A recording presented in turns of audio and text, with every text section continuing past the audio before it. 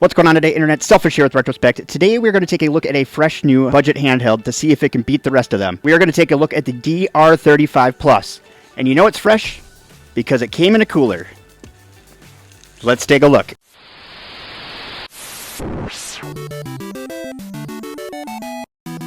At first I thought this was some kind of joke because I knew where they were sending this, but it actually has the model number and everything right out here on the outside of the cooler. So I think that this is something that they probably use more often than not.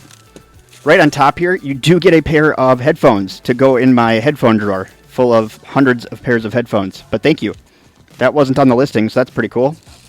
And then we will pull this out here. And packaging here seems very similar to some of these other devices that we've looked at, but this one here is actually spelled a little different. So, interesting. I don't know if what's on the back here is true, but I do have some assumptions about this, and I'm pretty sure I know what chipset's in it, even though it's not listed anywhere that I've found so far. Just trying to see if it says if it has Wi-Fi or not, but it does not say on the box, so unlike the R36, it's not lying to me. That's kind of nice to see. Its main simulator is a RetroArch. I think it's actually the only one on here, to be honest. Let's take a look here. This is a top-of-the-line handheld game console. Effortless play, tens of thousands of games. I don't think that that's probably true. I believe there's a 64 gig card in here. But let's see what we got. First experience here. It is always weird when you get these budget ones, and they don't actually come wrapped in a bag like a Powkiddy, so they still have the foam, which is good, but not wrapped in a bag, because a lot of the devices would come wrapped in a bag. So we'll set this aside here. And we'll take this out and take a look and see what else we got in here. I'm guessing we have a Type-C charger right here. Good to have one of those for the drawer. We do have some screen wipes for putting on a screen cover. But no screen cover.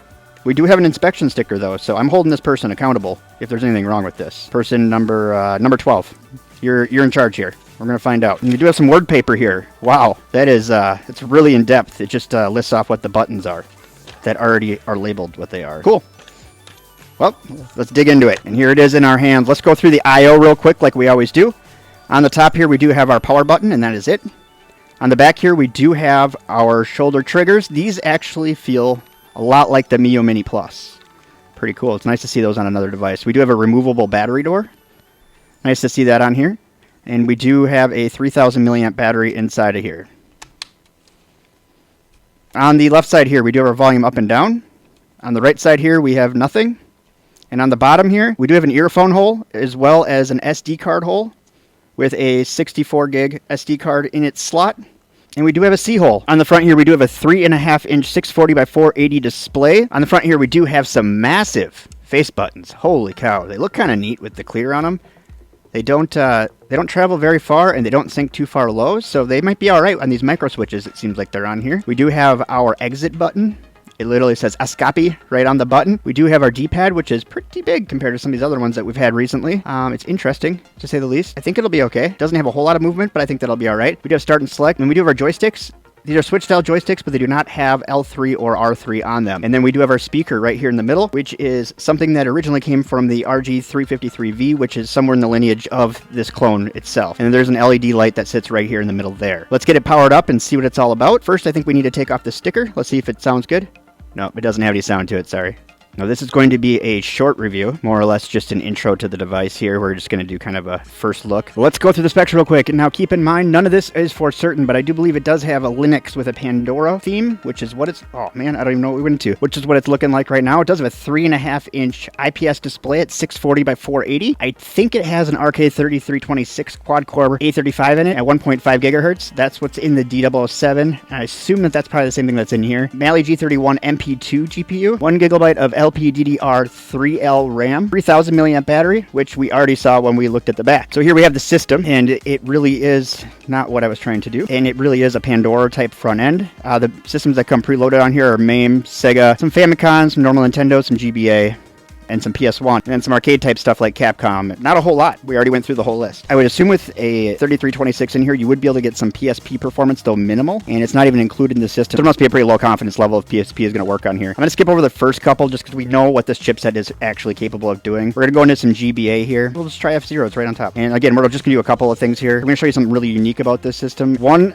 all the controls are mapped wrong when you get it out of the box. So I'm going to show you how to fix that immediately. And then 2, you have actually no ability to get into RetroArch and do anything within RetroArch. So this is everything you get. You get save, load, resume, exit, and then you do get a controller box, which I already went through here, but I'm going to show you how it works anyway. So player 1, so I would go through all of them because these are not right when it comes out. So X, Y, A, B. Obviously, you don't have to worry about L2 and L3. And if you want to save this as your current configuration, you just have to hit L2 and R2 at the same time. It doesn't actually put a message up on the screen, but it does save the controls. Now, it's a game I would normally look at under N64, but N64 is not available on here right now. So I'm going to take a look at the memory card here real quick too, and just see what game systems are on the card to see if there's anything else out there that we can add to it. It's going to run into every wall. Yeah, sticks feel pretty good. One thing I am noticing, these buttons are touching almost this I mean, not touching, but they're really close to this Joy-Con. That is crazy. All right, so yeah, so as we go here, we can just exit. And if we want to go here to our main menu and our settings, there's 0 settings really that you can do on here. This is it. It can either be in Mandarin, English, you can change the volume, and you can do a factory reset. And that is the extent of what you can do on settings. Power button does not put it into sleep. It either does nothing, or you can power it off with the power button. So this really is a Game Boy machine. Just try a PlayStation game out here real quick. Most of the games on here aren't in English, so if you are in the English-speaking world, you're not going to see a lot of English language games in here. That's why I want to see how the controls work here. It's usually a pretty good game to figure it out.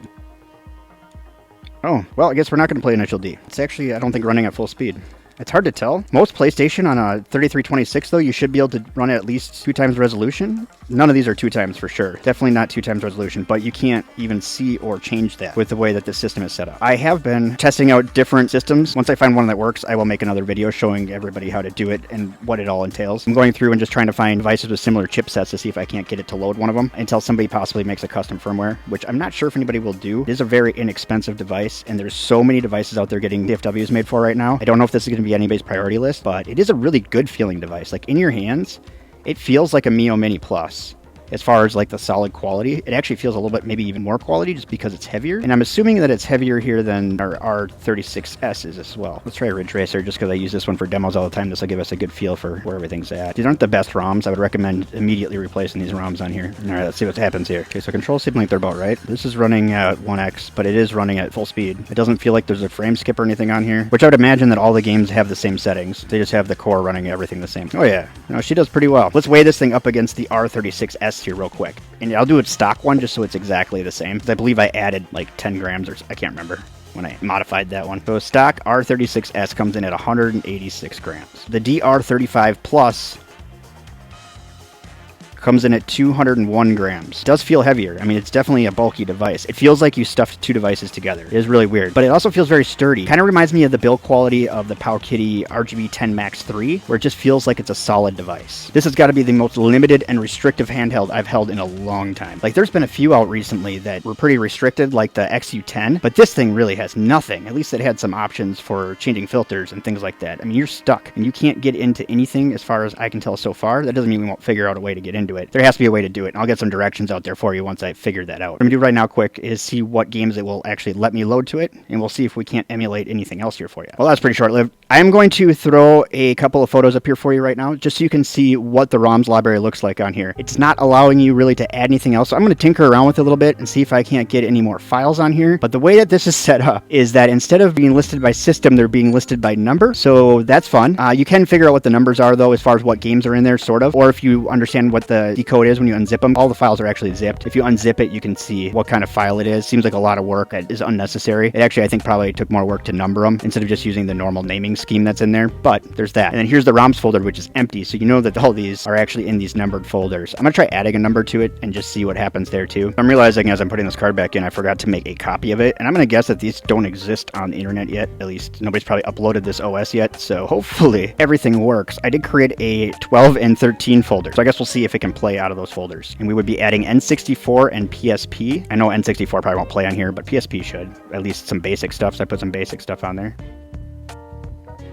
And nope, it does not recognize those folders. So you're pretty much stuck with what you got, minus maybe adding some games to the folders that already exist. Now, mind you, they do have to be in 7-zip format. Every game on here is in 7-zip format, just so you're aware. So I guess that gets us to where we can start going through the pros and cons. Let's go over what I do and don't like real quick. We'll start off with the don'ts. This is an RK3326 in it, which is fine. It's a good chip, solid chip. It's been used and tested and everything else. But all the other devices that you're trying to compete against within this category are going to have the 3566 chips in them at a minimum. And the fact that this is only set setup to play up to PlayStation 1 is a little discouraging. Next, I'd like to talk about the speaker on here. It does get very loud. I don't know if you'll be able to hear it through my stuff. It does get very loud, but it's very tinny, which is expected. You're not going to invest a ton in the speaker on here. And maybe that's why they gave me headphones. Maybe I should demo those and see how the sound sounds. There's 0 settings for customization or organization in here. You can't change themes. You can't make any changes to RetroArch the way it sits. It is a very limited handheld. If we're going to go pound for pound with the price category, it pretty much plays the same stuff as this X9 does here, but with less customization options, which is kind of incredible because this thing has little to no customization in it. But they do cost about the same, and both play up to PS1. There is no L3 or R3. Granted, with the library it's playing, they're unneeded. You really don't need the L3 or R3 with what it's playing on here. Let's go over with some of the things that I do like. It's a good price. Finding them right now between 32, 40 bucks. I actually saw one for 30 the other day. I went bank on that. It was an unknown seller. You can get this for sub $40. It's a really good device. It feels quality, a lot more quality again than like this X9 for the same price. And also it does, even though it has less customization, it's a cleaner build. It just looks nicer. It functions better. This would be a better device to get for somebody that's not into the retro scene, that just wants to have something basic and play the games that they grew up with. There's a nice screen. This 3.5-inch IPS display looks pretty good. It has decent viewing angles. It's not the worst or the best, but I mean, I can still see it right here. So I could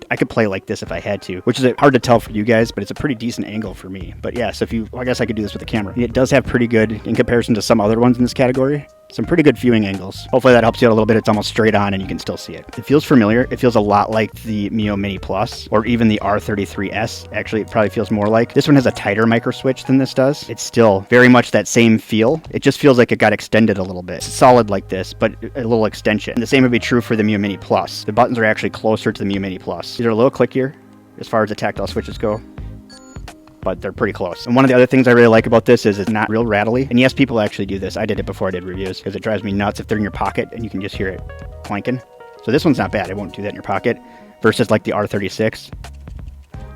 Much more rattly device. So a lot of good things going on there. All in, I'd say for the price, it's a pretty decent device. I don't know, is this something you would look at getting? I kind of like the orange. It's not quite as bright, but I think that's because the plastic is thicker. What do you think about this device? Have you tried one yet? Are you looking at possibly getting one? I'd say if you have kids, it'd be worth picking up just in case you don't want to use it. I think your kids would like it, and it's pretty sturdy. I feel like it could take a couple of drops. You do have an invisible screen cover, however, that it came with, or didn't come with. I guess maybe they just want you to clean your screen after you take the glue screen off. I'm not really sure. While you're down there, let me know what you think about it. I'm gonna spend some time here over the next couple of days and see if I can't get some other firmware to run on here. I've gotten really close. I got to start booting and then it lost the SD card mid-boot. I think I'm going down the right path. So hopefully here in the next couple of days I'll have another video up with how to get past all this. If nothing else, just how to get into RetroArch, because I'll work on that as well. There has to be a way that I can reload RetroArch where I can at least get into there and then I can share that with you guys. So stay tuned for a video like that. But anyways, that's all I got for you today. Don't forget to comment, rate, subscribe, share this video with your friends because sharing's caring and we all care about each other here. We're kind of like a big, happy, dysfunctional family. Let's see how many more people we can bring into the table. And as you can see on the screen here, if you haven't already, once again, please hit that subscribe button. It helps grow the channel. And there's a couple of videos over here that you're supposed to like. I don't know if you're going to like them or not, but according to your analytics, you're going to like them. So why don't you pick one of those videos, take a look at it. If you haven't subscribed yet by the time you start to watch that one, maybe that'll be enough to entice you to stick around to the channel for a while. But anyways, that's all I got for you today. I'm out. Bye-bye.